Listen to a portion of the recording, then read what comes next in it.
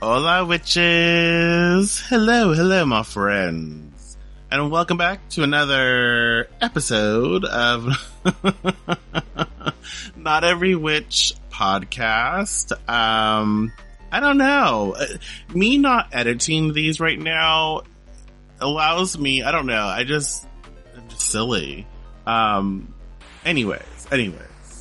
If you've ever been told to set your intentions on the new moon, but found your spells possibly falling flat, or not as effective as you thought they would be, you're not alone.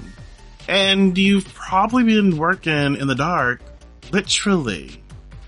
Today, we're diving into one of the most misunderstood distinctions in lunar witchcraft, the dark moon versus the new moon. And no, my friends, no.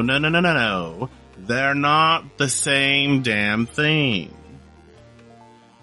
I'm Michael Blackthorn, your bold, brash, and broom-riding guide for today's journey into the liminal space where the old dies and the new isn't quite born yet.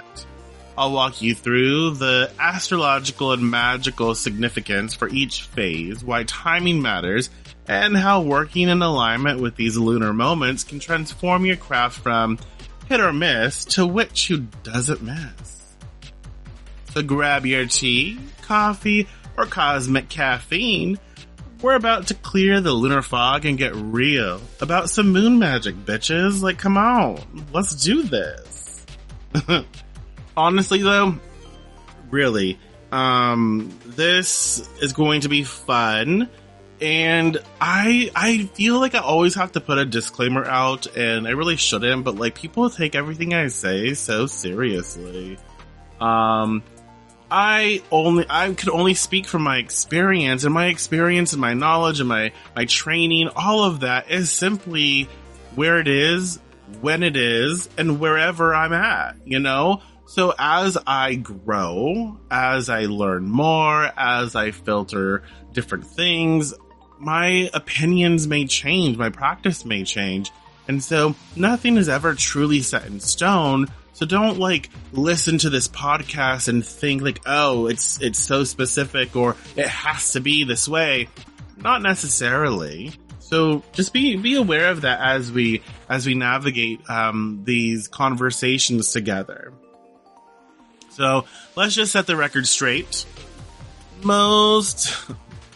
A lot of like modern witchy, like Pinterest graphics, Instagram graphics lump the dark moon and the new moon together. So a lot of people will kind of blend the two, which is, I guess, fair. There's so many different distinctions of dark moon, but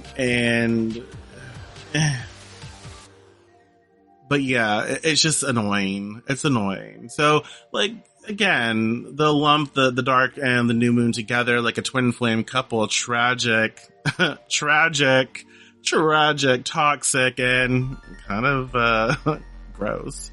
But in traditional, techniques and also in astrology and well-practiced witchcraft, again, they are distinct and carry different energetic weight. It is so important for us to be mindful of that. Just like when I say the full moon is only full for a matter of seconds, a matter of moments. And sure, we have like the influence of moon phases for a period of time, but before the moon hits its full stage, right, we are waxing. After the moon hits its full stage, it's waning. And so as witches, as people who are into astrology, every degree, every minute counts for something. And so just because the moon still looks full or it's dark or whatever, depending on the degree, depending on the timing, all of that will factor into how we work. Does that make sense? And so that's kind of where I'm at with this, where it's very important for us to just experience these lunar cycles, experience these phases, and really get a feel. And just like Oh, sugar. I was going to quote someone. I totally forgot. We're not going to do it. We're not going to do it. 'Cause I forgot. Full quote. Shit. Nope. Can't do it. So, the dark moon is the final act. The closing curtain, if you will. It begins around like the 315 degree mark ahead of the sun and extends right up until conjunction at 0 degrees. So it's when the moon's light fades to nothing, becoming invisible. So that's something to consider. This is a time of release, rest, banishment, and deep oh my gosh. Thank you. I don't know. It's a time of release, rest, banishment, and deep internal work. If you think about like the dark of the moon, it's really good for shadow work. It's really good for like deeply rooted psychological, emotional, mental uprooting, because I don't know if you've ever been to a space. My grandma and my aunt live on massive land that doesn't really have like lights and all that shit, right? They live on land, and so when it's dark, it is dark as fuck. Like, it is pitch black. It is it's beautiful. It is an experience. So like if you've ever experienced that out in nature, away from like city lights, away from all the things, when it is the dark moon, you feel it. So you feel each lunar phase. You feel the silence, the quietness of everything when the moon is out of its light, right? When it's so dark, everything shifts, everything changes, and you start to, it's an eerie feeling, because in that silence, it becomes so loud, because your mind starts to process things, your body starts to process things, your psychic self starts to process things, and things start to emerge that maybe you wouldn't have given the time of day when there was more light out, when the moon was moving in a different, phase. So it's really cool to experience that. And I would suggest doing so when and where you can. But the dark moon is really great for scrying if you have the patience for that shit. Like, I wish I did. I could, I guess, but that is patience. I don't know. But great for psychic work, great for connecting with your ancestors. Like, when the moon is dark, there's that dialogue, there's a conversation there that sort of is evoked, right? There's a conversation there with spirit that can be called up with a little more ease and grace, I feel. It's different. It hits different. It's the harsher conversations. It's the deeper work that needs to be explored and needs time to process. Sorry, I'm rambling now. Hello. The new moon. The new moon, astrologically, is the exact moment of conjunction with the sun, the moon and sun. Hello, they're humping, basically. I mean, it's how I could have put it. What the fuck? I could have put it differently, but like that's what it is. They're on top of each other. So when both celestial bodies when both luminaries are at the same degree, that's a conjunction. Okay, that's the new moon. New moon. Yeah. And so the thing is, at this point, the moon is still invisible. Like the moon is still not really visible when the moon and sun are conjunct. Why is this happening so much today? When the moon is fresh in their new phase, it still is not that visible. It's not the dark moon, but it is a new moon, but it's not visible. Okay. And that's very important. Okay. And so one of my mentors, Astro Witchy mentor, Amaya, really taught me, and I will forever give her props for this, because she planted the seed that really took root, and I started to perceive extremely differently. You know, she taught me that, like, at the new moon, because the moon is so dark, like, fashion yourself in back in the day, in ancient times, when our ancestors would look up and it's like, oh, there was nothing there. There's nothing there to latch on to. There's nothing there to adhere to, right? And so it makes sense, that at this point, it's not when you set your manifestation candles ablaze. It's not when you start something new.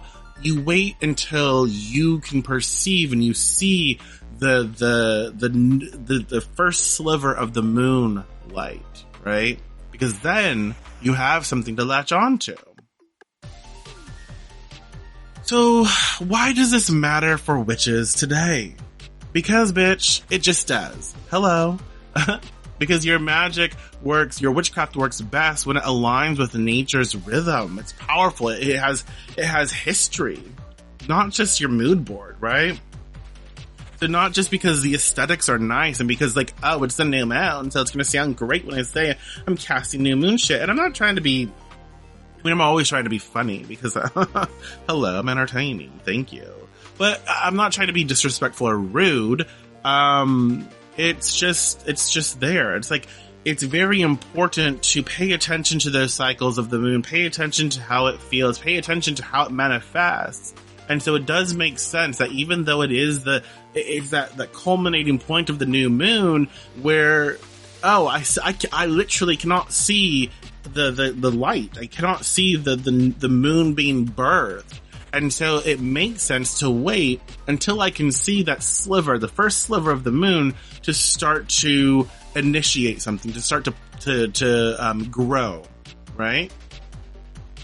So yeah, let's get into our first segment of this conversation. That's a long ass shit, right? That's a long ass ramble.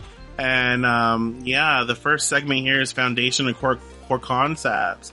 So let's really talk about this, okay? Like and again, can you hear the train? I don't know if it'll pick up. There's a train.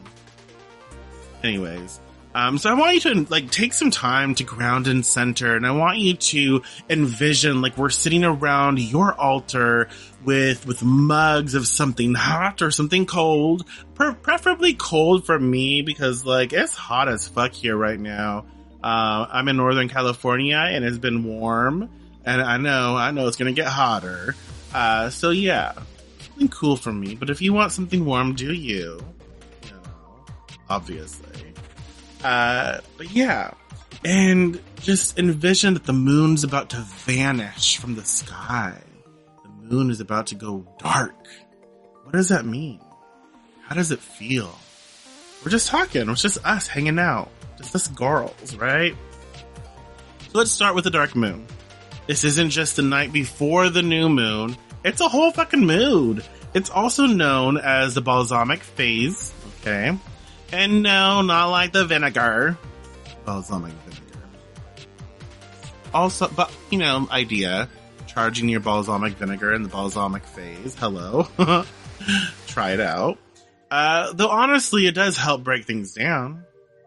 This phase kicks in when the moon is about 315 degrees ahead of the sun in zodiacal order, so in the zodiac, and carries us right up to the moment of the new moon, when the moon and sun meet at the exact same degree.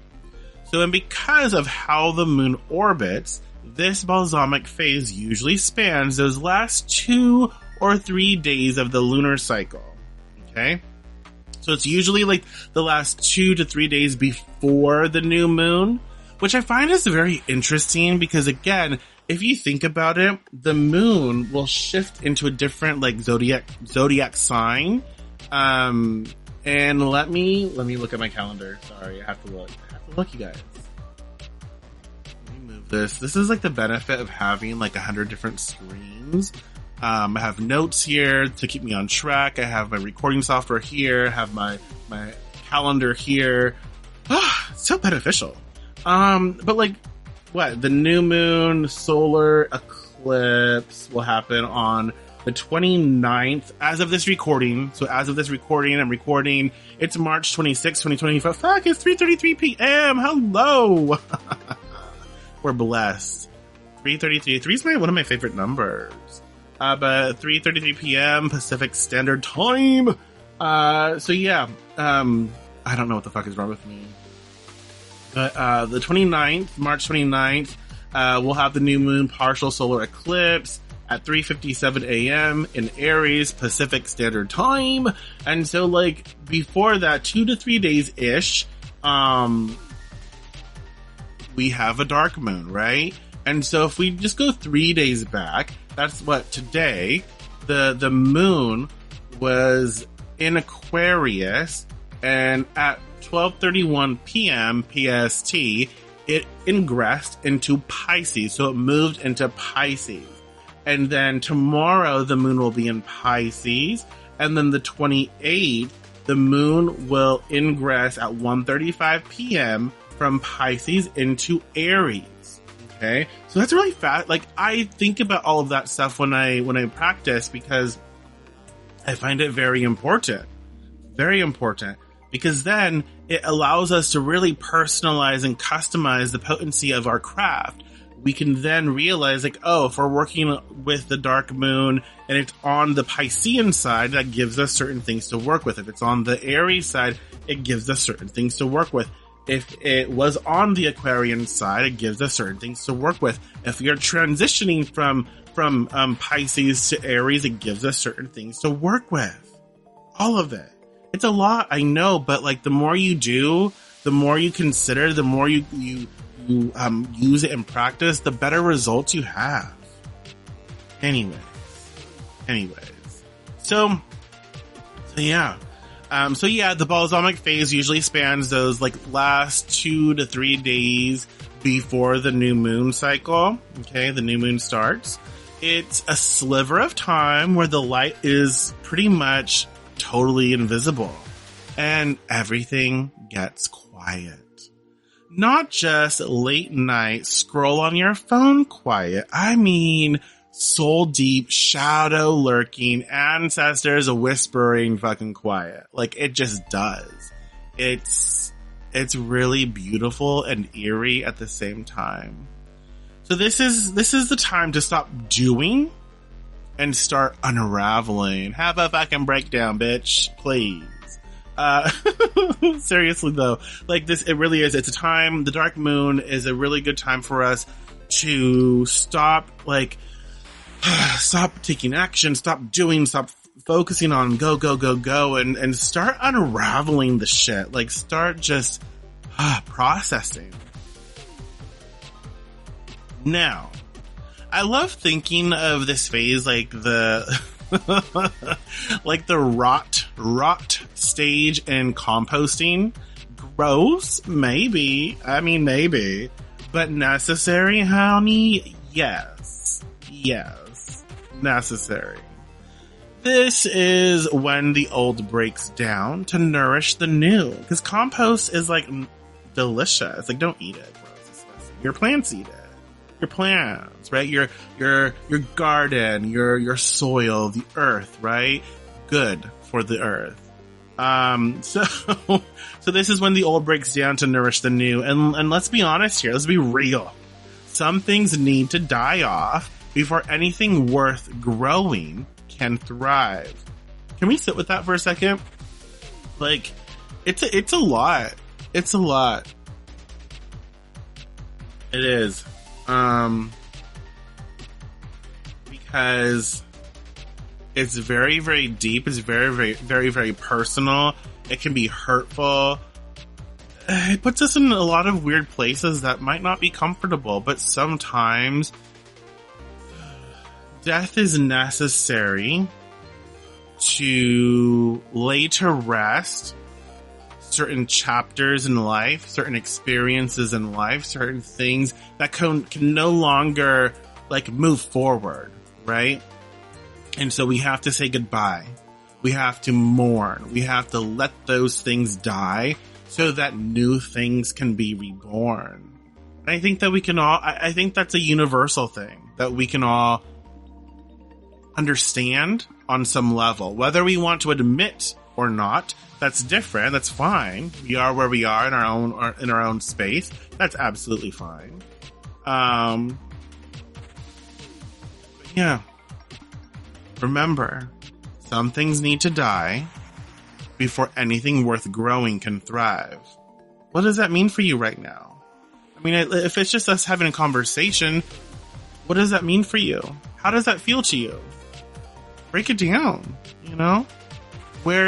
What's something in your life right now that needs to die off in order for something to grow? It makes me think of like the birthing process for people who have given birth, animals that have given birth, etc., etc., etc. I think, you know what, it's doom scrolling. I literally just saw like it was, I don't know what it had to have been, some Grey's Anatomy, or no, it wasn't Grey's Anatomy. It was some show where this, it was not Grey's Anatomy. Nope, it was not. But it was some show where it was just a clip. You know how you scroll on Facebook, and there's like these reels that pop up. There's this reel of this woman giving birth and someone trying to help her. I think it must have been like her mother or something maybe. And like the cord was stuck to the afterbirth, and it didn't come out, right? The baby was out, but so she yanked on the cord. And the cord, she yanked the womb out. Like, she yanked at the cord and it was attached to the womb or whatever. Oh my God. That was so traumatic for me to just, what? Anyways, I say that because it just made me think of that process. Like, oh wow, there's still stuff there. And that's, again, we have to be gentle with ourselves, because sometimes the things associated with the things that need to be fully cleansed and die off, like, and to be released, right? To let go of, they are very hurtful. They're traumatic. And so sometimes we need professionals to step in to help us release that. It's not just about the witchy, magical, occult, metaphysical, spiritual side of things. Sometimes we need the legit professional help to accompany it, to make sure that we are okay as we allow things to unravel and purge. So sorry for that very visual imagery, but that's where my head went. And I feel like sometimes, you know, we watch clips or things pop up so we can later have conversations about it, or because it just fits. And hopefully that fit in a way that you understand. So, okay. So during the dark moon, I'm not scripting like manifestation spells or creation spells. I'm really trying so hard not to say manifestation much anymore. I really am, but it's just not working. But anyway, so like during the dark moon, that's not what I'm doing. I'm clearing my altar. I'm dumping old bathwater at the crossroads. Don't save your bathwater unless you're doing so for a spell. But like, you know, you're cleansing. I'm staring at the candle flame, asking, what do I really need to let go of? Okay.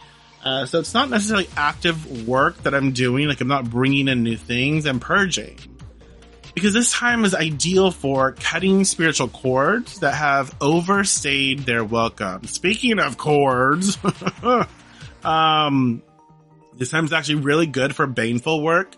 Yep. I fucking said it. Also, this is a good time to plug my Hex Psycho Pro workshop, you know? I've recorded it. I need to upload it though to the website. But if you want to purchase my Hex Psycho Pro workshop, it's like 2.5 hours. Comes with a PDF to accompany the long discussion of hexing. Message me on Blue Sky or Facebook, wherever the hell I am. Anyway, so sorry. But yeah, Dark of the Moon is really good for baneful work. communing with the dead or with the parts of yourself you've buried. So this is a good time. Like the dark moon is a really good time to communicate with the dead, with ancestors, with the dead parts of yourself, or what you feel are dead parts of yourself, right? So the parts of yourself that you have buried deep that you need to kind of have conversations with. Which segues into shadow work. Shadow work that doesn't fit neatly into a pretty journal spread. Okay, that was petty. That was petty. It was a little bit. Not my full pettiness, but it was a little petty. Because you know, shadow work just isn't pretty.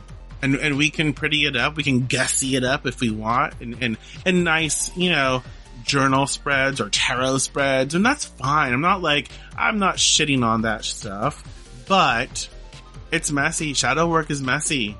A hot mess, really. And so Dark of the Moon is a really good time to process that stuff, to get messy, to get wild, to get raw, to get screamy and to cry and to like just really become unhinged and to face those things that we're going through.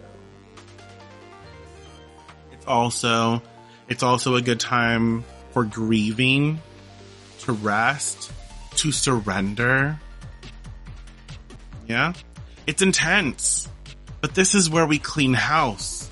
Energetically speaking, emotionally speaking, spiritually, mentally, even physically.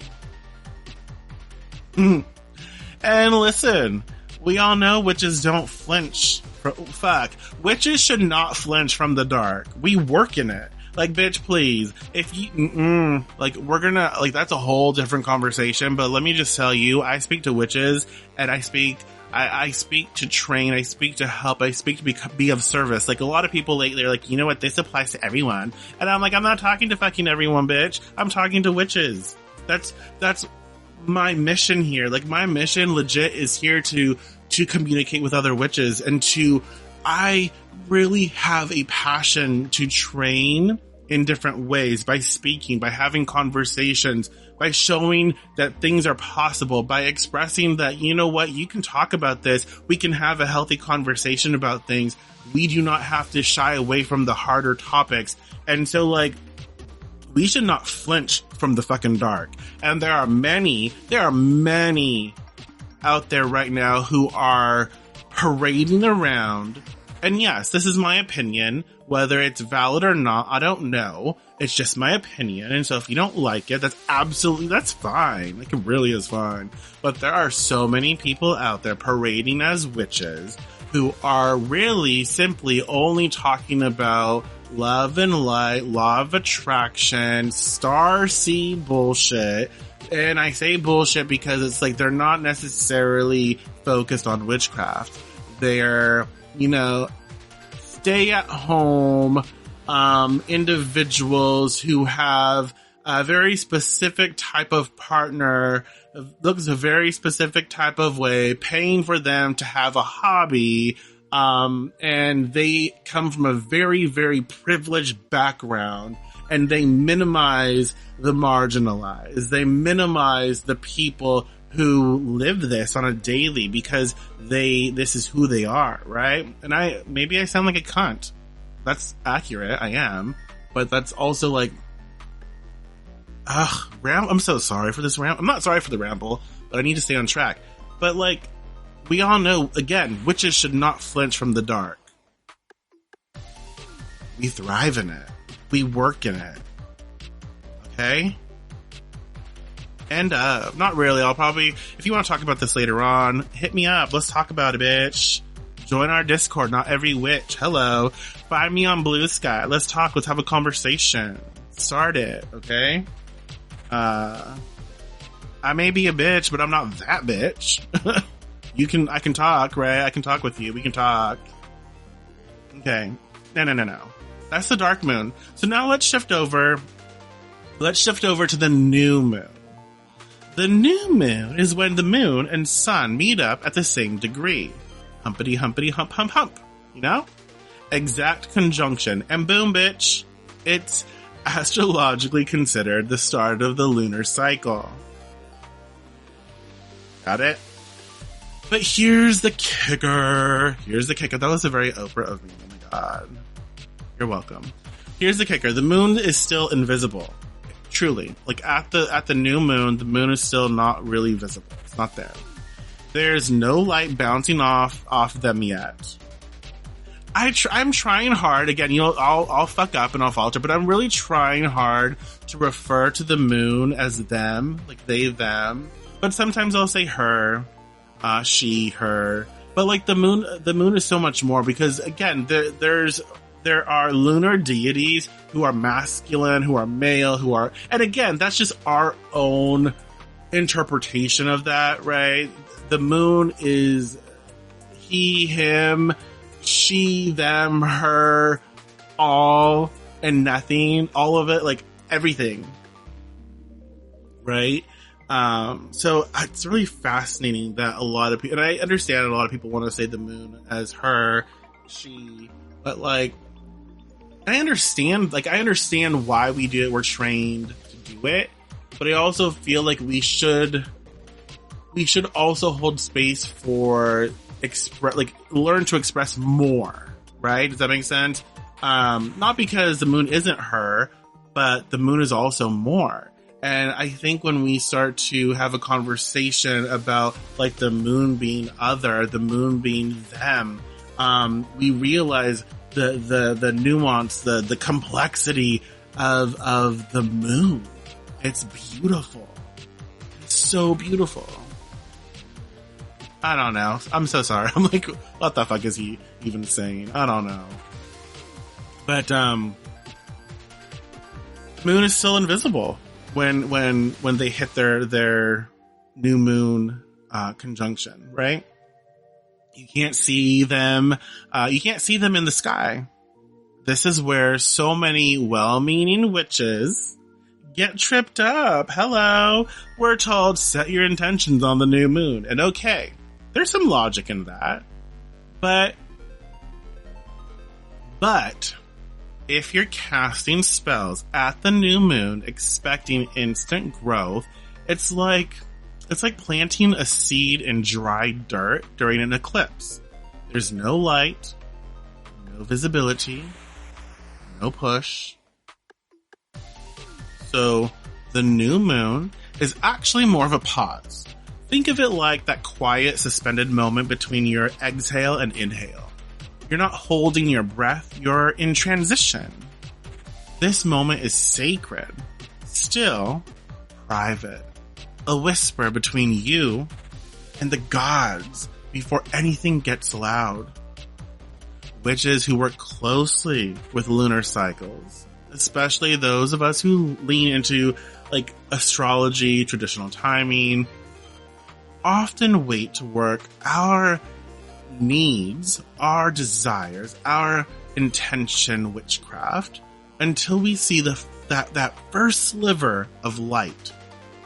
The waxing crescent, also called Diana's bow. That's when the moon starts to grow, and our spells can ride that momentum.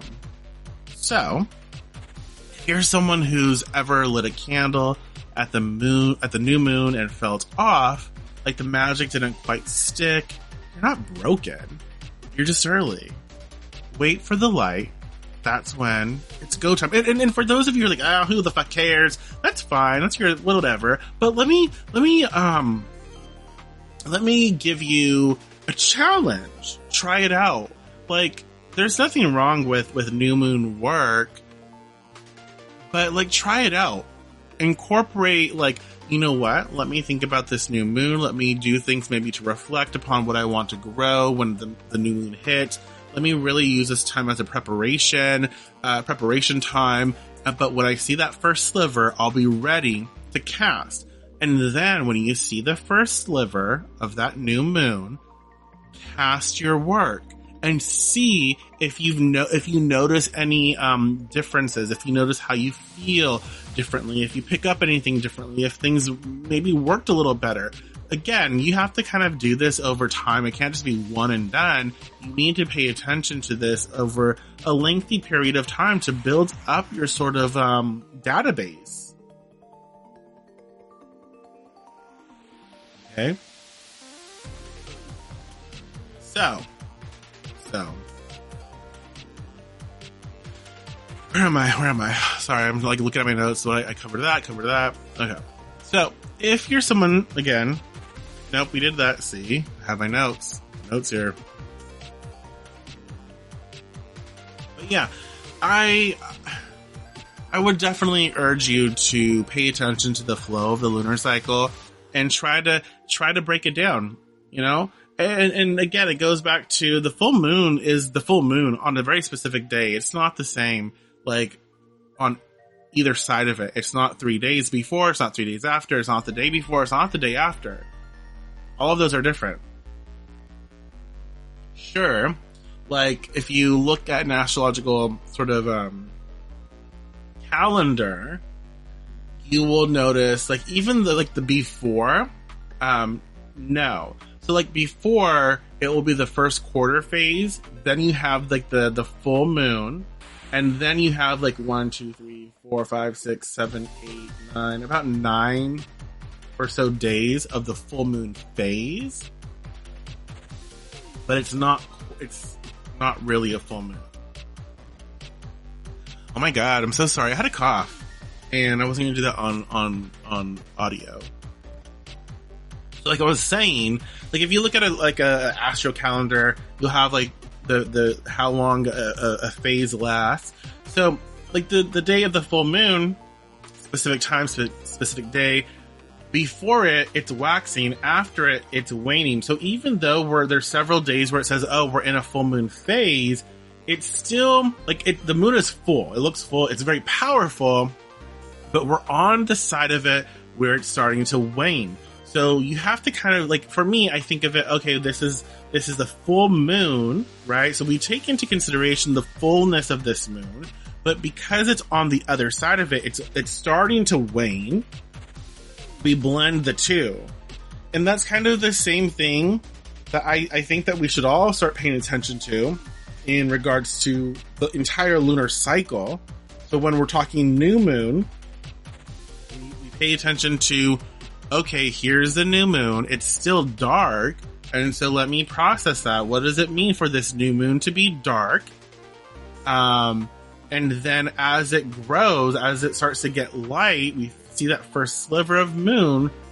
Boom. Let me start practicing when that starts to take off. And so prep work before, start to cast as when we see the first sliver and see where that goes. Okay. So let's now move into segment 2 of our conversation. Segment 2, I have deemed like practical application, witchcraft integration, stuff like that. So what the hell do I do with this info though? Shit. Like that's a lot of talk. Okay. What the fuck? What do I do? Okay. So now that we've unpacked the difference between the dark moon and the new moon, let's talk about what that actually means for your craft.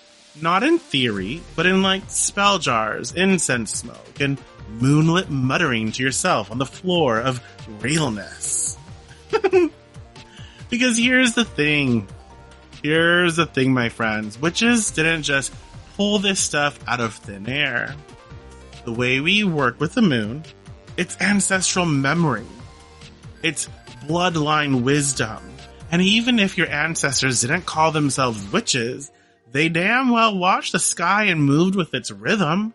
So let's walk through it. During the dark moon, let's be honest, this isn't the glamorous phase. It's and again, that's okay. Like, not everything has to be beautiful. Not everything has to be aesthetically pleasing. Sure, we love that shit.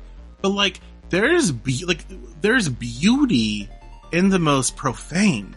There's beauty in the ugly. There's beauty to the hag, right? The hag, the green witch, the hag that is, old and very like sometimes monstrous, right? There is beauty and power in that. So not everything has to fit. And again, beauty is in the eye of the beholder, but beauty is cultural. It can be societal.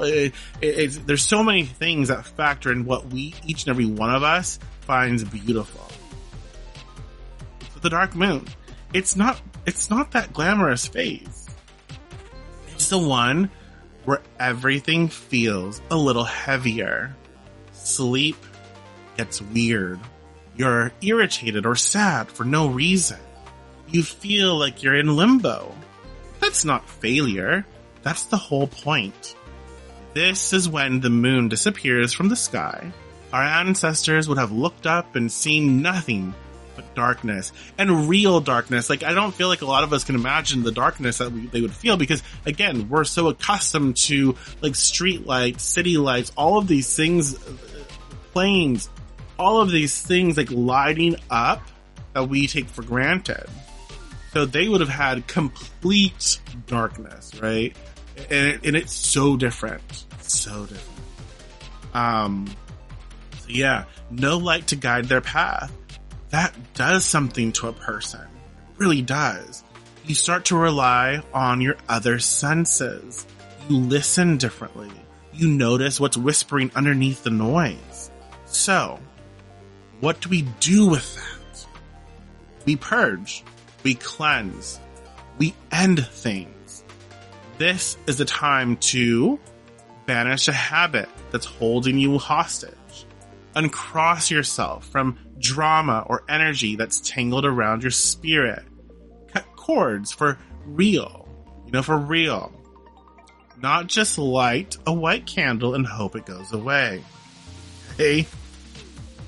I saw something in a group the other day where someone was trying to cut cords. They were trying to cut like the toxic traits of someone away, but they still wanted to keep that person in their lives. And I'm like, oh honey, that's not how it works. That's not how it works. Maybe that's me placing judgment or my limited experience or whatever. But like, if you are cutting cords, you are releasing. You can't just cut like specific things out of someone and then continue to have them around you and expect them to be different. So cleanse your space, not necessarily with sage and soft piano music, but with vinegar, with iron nails, and a broom that's been through some shit. I mean, do you get it? Like, that paints a picture. Like, when you're cleansing your space during the sort of dark of the moon, it's extremely important to match its vibe, right? And so we're not going to be light and airy and fairy. We're going to be dark and heavy and also like fairy-ish, like, maybe unseelie in that sense. We're going to be heavy when we cleanse. We're going to use some of the things that are a little harsher to really purge and to get out, right? Makes sense, doesn't it? Because when the moon is invisible, when the night sky is just a velvet void, you're invited into the underworld. You're standing in the cauldron, and your job isn't to cast. It's to empty that fucker out. Scrape the gunk. Burn what's rotten. Make room. This is a sacred pause. It's the moment the seed dies to become something else. It's compost. It's compost, bitch. It's grief. It's release. Death, decay. And you know what? It's okay to feel like a mess here. Witches aren't required to be high-functioning Pinterest models 24/7. You're allowed to cry into your bath, to scream into your pillow, to light a black candle and say, I'm fucking done. And now, at the new moon, here's where, again, we talked about most folks get tripped up. The new moon, astrologically speaking, is the exact conjunction. The sun and the moon meet in the same degree of the zodiac, which means the moon is still invisible. Still no light. So if you've been told to set your big manifestations and do all your new moon magic right here, and then you feel off where it falls flat, you're not broken. You're just early. So this phase isn't for launching, it's for listening. Let me put it this way. If the dark moon is the compost bin, the new moon is the empty garden bed. You've cleared it, you've grieved, and now you're just sitting in the stillness before you plant. Okay? That stillness matters because intention without reflection, that's just a wish. So during the new moon, dream. Write about your needs. Write about your desires. Write about your intention, like what you want to focus on. Rest. Make space for the planting of seeds that comes with the first sliver of light of the moon. Begin to think about what seeds deserve your energy, deserves your investment, your time. This isn't about rushing out to cast just yet. You're holding those dreams like a warm cup between your hands, letting them form into something real before you throw them into the world. Right? Then comes the first crescent. Diana's bow. I almost said Diana's blow. I'm like, that's a different podcast, bitch. Diana, you be careful, girl. Oh my god. What is wrong with me? So then comes the first crescent. Diana's I almost did it again. Fuck. Diana's bow. This is when we see them again. Okay? The moon peeks out, barely a sliver, just a breath of silver on black sky. And this is when we move. This is when we feel the spur to, the spark to take action, to get things started.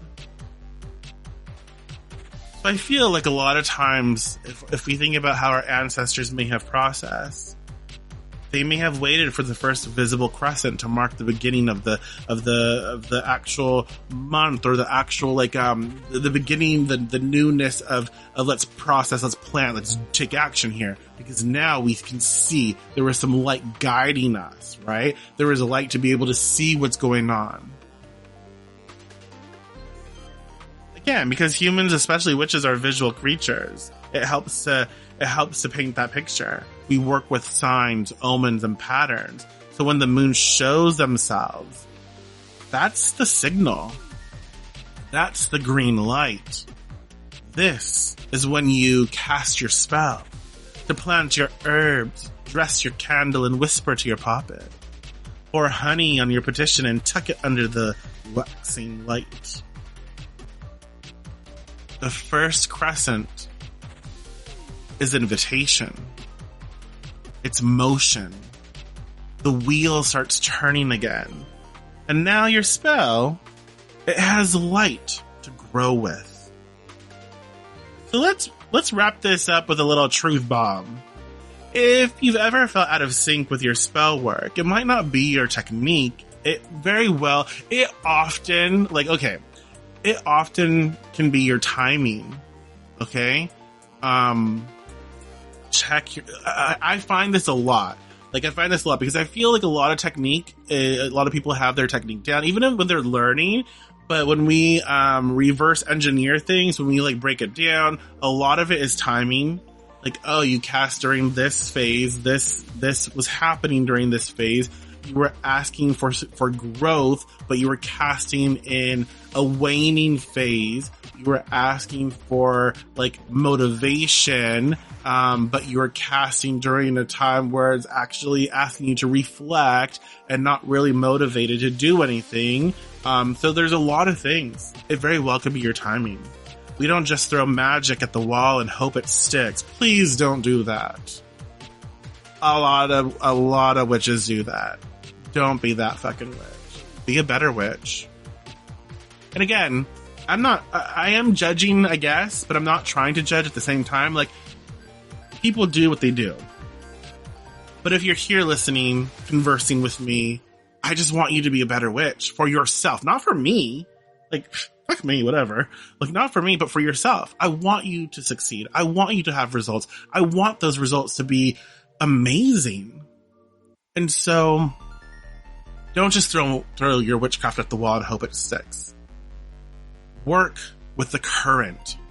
Work with the phases of the moon. Work with the motion of the natural rhythms, the natural cycles, the seasons and of life, whatever is going on within your space.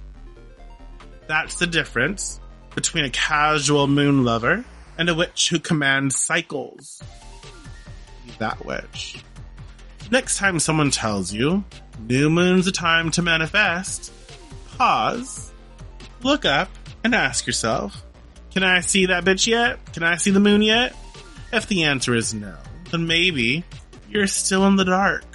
And maybe, just maybe, that's where your power is. So, let's move on. What's bubbling in the sky, witches? So now that we've dug through the dirt and cleared the cauldron, let's talk timing. Because it's one thing to know the moon's doing her thing, doing their thing, doing his thing, right? It's another to actually sync up with it and move like a witch who knows where the tides are pulling. Right now, if you're tuning in when this episode drops, we're just past the full moon, the height, the climax, and we're on the descent. We're entering those final days of the lunar cycle. The moon's light is fading, her presence is shrinking, and soon she'll disappear altogether. That's the dark moon, baby. And that's when the magic gets deep. Not glitter and goals magic, real magic, rooted magic. This is the moment when the energy of the moon is at its lowest. And that's not a bad thing. It's perfect for release because everything in the cosmos is telling you to let the fuck go, to empty the fuck out, to unclench. That's just a fun word to say. Unclench, bitch. To unclench. This isn't the time to start, to rev up the engine. No. This is a time to stop. So, when I say break ties with spiritual advice that felt good but never really worked, it's not just shade. Alright, maybe a little. But energetically, this is when the veil between surface belief and soul level truth gets thin. The performative spirituality falls away. You see what's hollow, and you can walk away. The moon supports you in that. Because in the dark, we're not performing, we're reckoning. Cut off those healers who gatekeep and gaslight. Listen. During the dark moon, the masks drop. People's true energy become easier to feel, and your tolerance for bullshit tends to shrink naturally. That's your spirit, that's your intuition, your psychic self sharpening. Not you being mean. Okay? Recognize. Ancestrally, this was a time to protect the hearth. The fires were low, the night was long, and folks didn't waste energy on what wasn't nourishing. You wouldn't invite poison to your table back then. Don't do it now. And that goes in all spaces. Physical, online. Okay? If you've been following folks who make you feel small, who act like they have the only right way to practice, cut the damn cord. If you're around folks who be like, oh, I hate AI, but also they be using AI, but it's okay when I use that. Cut that bitch out, please. Hypocrites. Okay, maybe that was petty. Sorry. I've been talking too long. A bitch get petty when she be talking too long, okay? This is your cut the damn cord, bitch. It's your cosmic permission slip, alright? Drop the habits that keep circling back like bad retrogrades.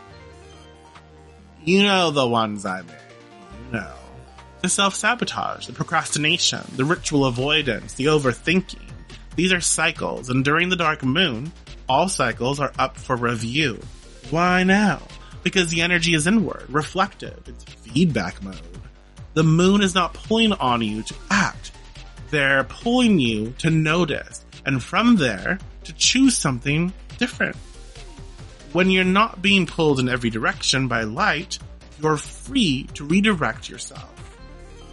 Kind of like, because if you think about it, like light is information, because again, if you put a light on something, oh, you can see it, you have information, you have data. When you're in darkness, it can be ignorance. And there, again, ignorance is not always bad. It just means we're not aware of something. We don't know.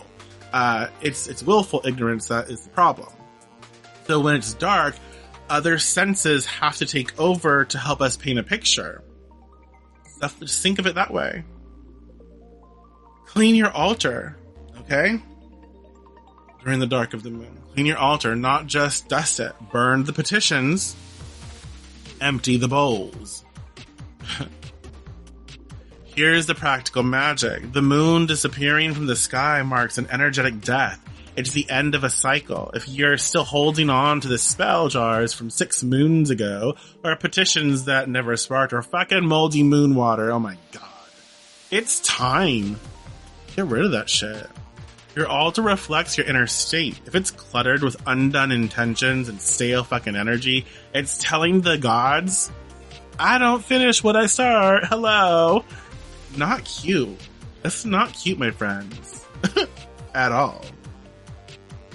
Work with the dark moon to physically and magically clear the decks. Burn what didn't grow, return the remains to the earth if it's safe, environmentally safe. Hello, let's be there. Let's talk about that. But yeah, if it's environmentally safe, do that. If it's not, don't dispose of it that way. Hello. Reclaim your sacred space, my friend. Because when the moon reappears, you want to meet them clean, pristine, fresh, and ready to go. You know? Yes. And now let's talk about layering in Aries and Taurus season, because we're in Aries season right now, but we're going to be moving into Taurus season. So let's factor that in while we can. And so why this moon hits different? Let's break it down. We've been talking about the seasonal influence of Aries and Taurus, and those are based on the sun's position in the zodiac. So when I say we're still in Aries season, which we are, that means the sun is currently moving through the sign of Aries. That bold, brash, cardinal fire sign that rolls over initiation, identity, courage, and the will to act. Also assertiveness, aggression, warlike tendencies. Really, really good at starting, but not really good at maintaining or finishing. But we're also getting close to Taurus season, so I want you to start thinking about that as well. Where the sun enters Taurus and shifts the cosmic vibe into something slower, more grounded, more rooted, more sensual. Okay? That's the seasonal backdrop of the conversation when we're talking about like the moon right now. Right now, as of this recording, because it's March 26th. So yeah. So let's zoom in, because while the sun sets the tone, the moon is the one we're dancing with in this episode. And the moon, they're doing something extra potent. We talked about this earlier, I mentioned at least. We're watching the dark moon move from Pisces into Aries. And that's a whole journey in itself. And so for the dark moon in Pisces moving towards Aries, here's the flow. For most of the dark moon, the moon will be sitting in Pisces. It's considered, I guess, on some perspective, last sign of the zodiac. And Pisces energy, it's all about release, endings, dreams, the collective unconscious. It's watery, mystical, emotional, and sometimes straight up foggy. Pisces is ruled by Jupiter, right?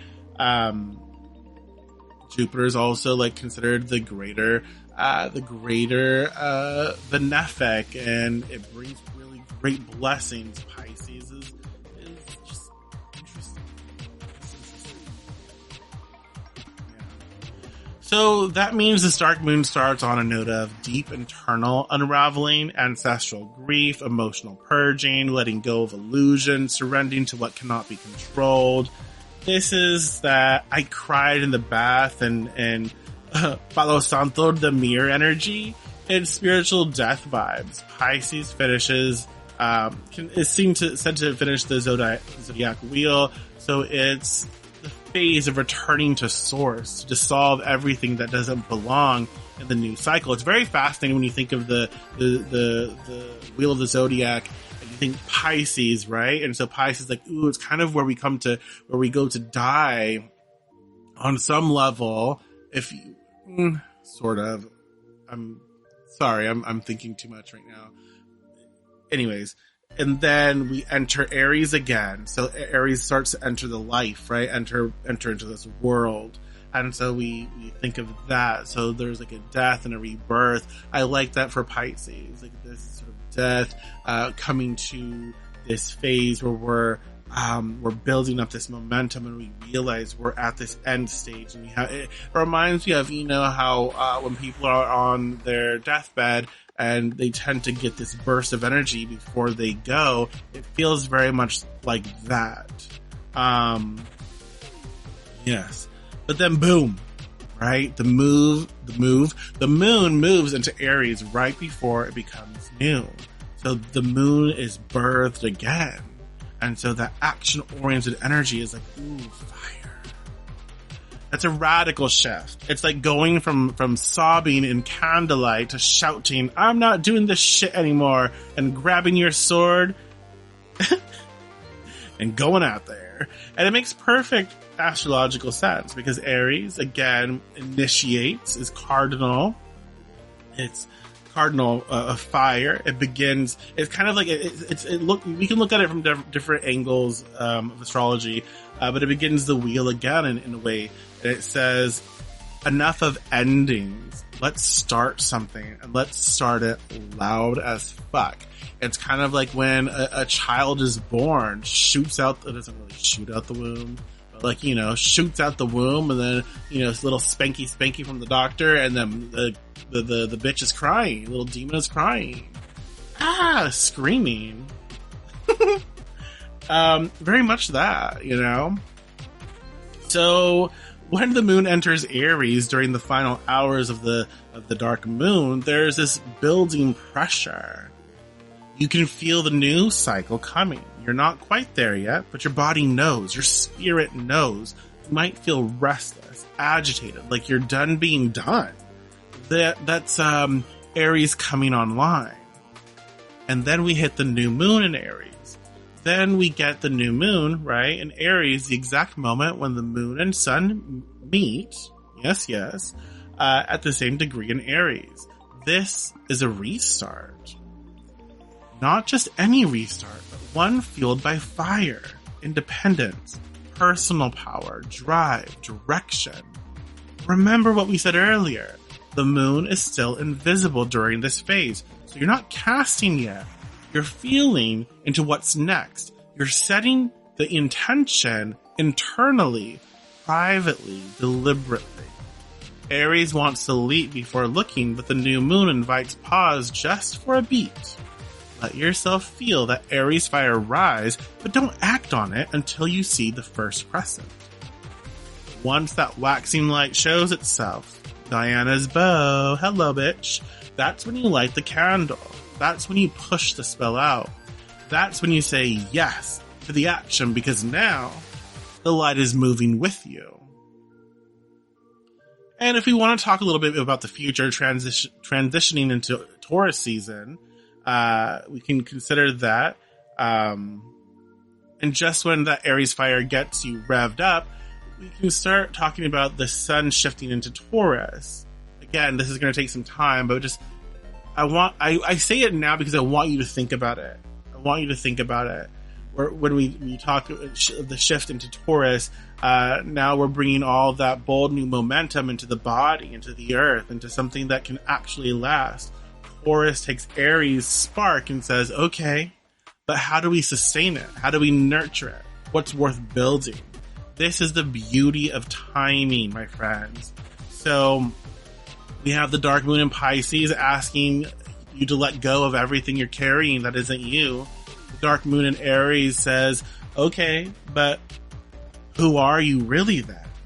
The new moon in Aries, okay, the new moon in Aries gives you the clean slate. Take action. Start to prepare to do the things. And then we're thinking about all this. Eventually we'll hit Taurus season later on next month. I just want you to think about that. When Taurus season hits, it helps you to build the life you actually want. Slow, sacred, and grounded in your values. It's a story, a cycle, a ritual, a rhythm. And when you move with it, your witchcraft stops being random and starts being aligned. And that's why, I feel like that's why I want to say, I know it's a little bit all over the place with this one, but timing is so important. And that's why I want you to think about the seasonal shifts and the timing. That's why I talked about Taurus right now, even though it's not going to happen for a minute. Because when you start to think about how things shift and how things are, we think about the initiation, the warlike and the spark of Aries, and then we think of, okay, what comes after? We think about the slow, the grounded, the deliciousness of Taurus and the earthiness of Taurus and how it can be beneficial and we can think of how our witchcraft will align with that and how we can really, make the most of the work that we're doing if we start to incorporate the feeling of the seasons and how they flow within our own praxis.